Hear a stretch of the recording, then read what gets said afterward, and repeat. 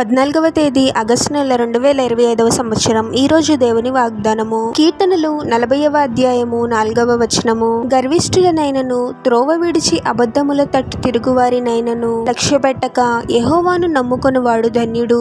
సహోదరి సహోదరులారా, మన నమ్మకము ఎప్పుడు మనుషులపై ఆధారపడి ఉండకూడదు, కానీ కేవలం ప్రభుపైనే ఆధారపడి ఉండాలి. మనుషులను నమ్ముకొనడం కంటే యెహోవాను ఆశ్రయించడం మేలు అనే విషయాన్ని మనం గ్రహించాలి. ఎంతో మంది ఈ లోకంలో వారికున్న ధనాన్ని బట్టి, పలుకుబడిని బట్టి అబద్ధములాడి అన్యాయంగా సంపాదిస్తూ గర్వాన్ని కలిగి ఉంటారు. వారు నిజంగా సహాయం చేస్తారు అని చెప్పలేము, కానీ అందరి దృష్టిలో వారు గొప్పవారు అనిపించుకోవడానికి నీకు నేను సహాయం చేస్తాను అని ముందుగా మాట ఇచ్చేస్తూ ఉంటారు. కానీ చివరకు వారు ఎటువంటి సహాయం చేయరు.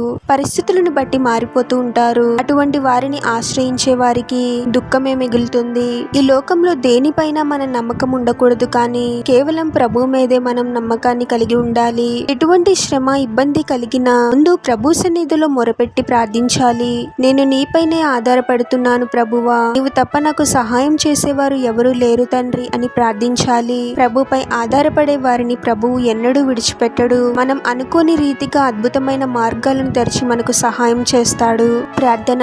పరిశుద్ధుడు వగు ప్రభువా, మీ పరిశుద్ధమైన నామమునకు తరతరములు యుగయుగముల మహిమ కలుగును గాక.